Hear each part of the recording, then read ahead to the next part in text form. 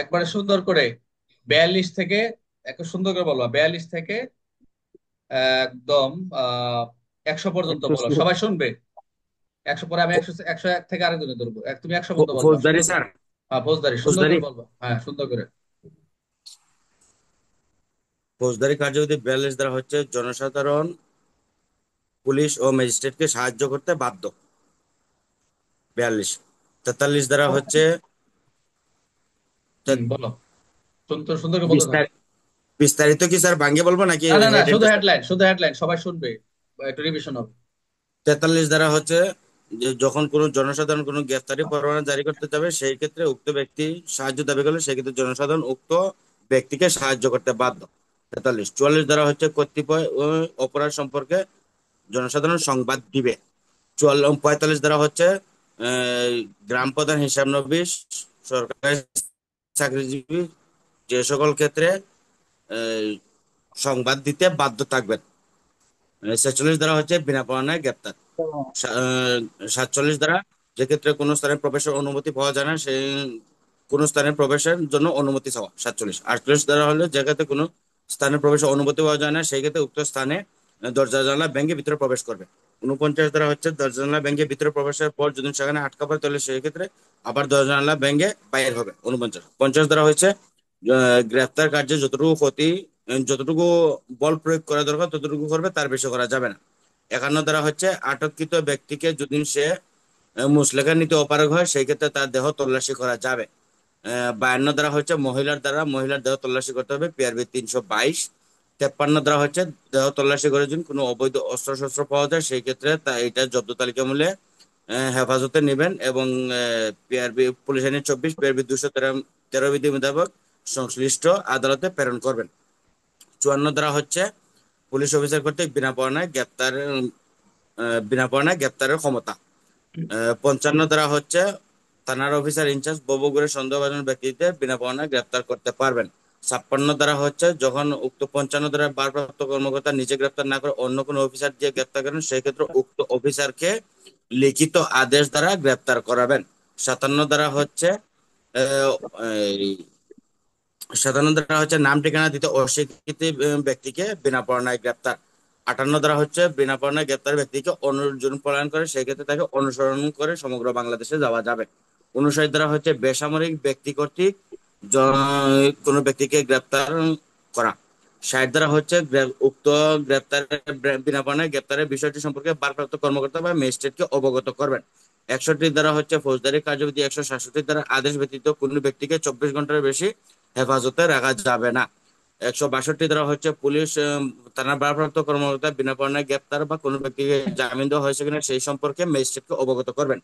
63 দ্বারা হচ্ছে বিনা পরোয়ানায় গ্রেপ্তারকৃত ব্যক্তি কোনো ব্যক্তিকে তার নিজের মুচলেকা আদালতের আদেশ বা জামিন ব্যতীত ছেড়ে দেওয়া যাবে না।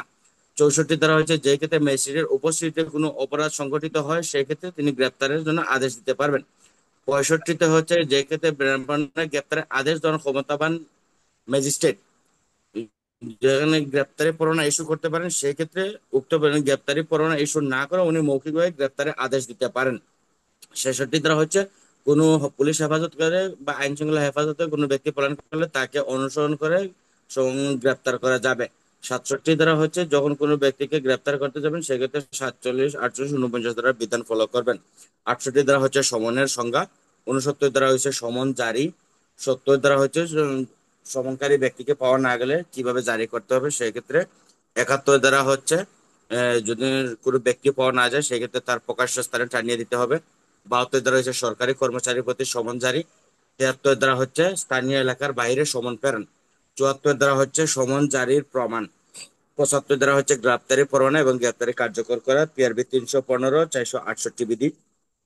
76 দ্বারা হচ্ছে জামিনযোগ্য গ্রেপ্তারি পরোয়ানা, জামিনদারের সংখ্যা, জামিন, মুচলেকা ইত্যাদি মেয়াদ বা জামানতদারের সংখ্যা, জামানত ইত্যাদি উল্লেখ থাকবে।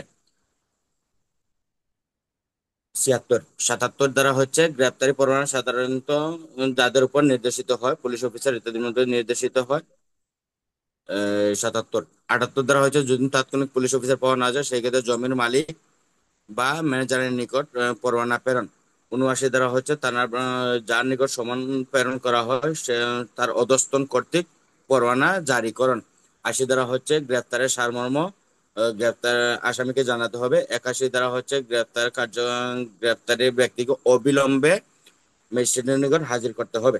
82 ধারা হচ্ছে গ্রেপ্তারকারী ব্যক্তিকে অনুসরণ করে সমগ্র বাংলাদেশে গ্রেপ্তার কার্যকর করা যাবে।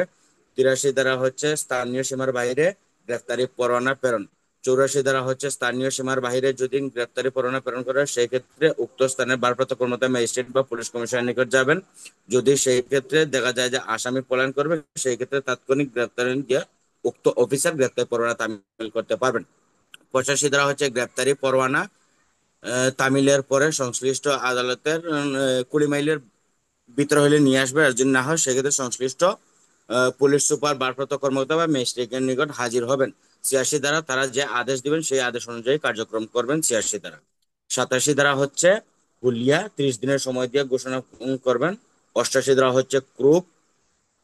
89 ধারা হচ্ছে সম্পত্তি প্রত্যর্পণ।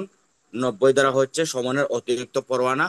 91 ধারা হচ্ছে যে ব্যক্তি হাজির হইলো তার নিকট থেকে মুচলেখা। 92 ধারা হলে যে মুচলেখার শর্ত লঙ্ঘন করে সেই ক্ষেত্রে তাকে গ্রেফতারি পরোয়ানা দিবেন। 93 ধারা হলো উক্ত অধ্যায়ের সকল কার্যক্রম এই আইন দ্বারা পরিচালিত হয়েছে বলে গণ্য হবে। 93 শর্ট হাইফেন ক হচ্ছে বাংলাদেশের বাইরে সমন প্রেরণ গ্রেফতারি পরোয়ানা সমন প্রেরণ। 93 খ হচ্ছে বাংলাদেশের বাইরে গ্রেফতারি পরোয়ানা প্রেরণ। 93 গ হচ্ছে বাংলাদেশের বাইরে হতে যদি কোনো গ্রেফতারি পরোয়ানা বাংলাদেশে আসে সেই ক্ষেত্রে একটু কার্যকরীকরণ 85 86 ধারা অনুসারে। 94 ধারা হচ্ছে কোনো মামলার সংশ্লিষ্ট বিষয় বা দলিল আছে যার নিকট তাকে সমন দেওয়া পুলিশ অফিসার কর্তৃক।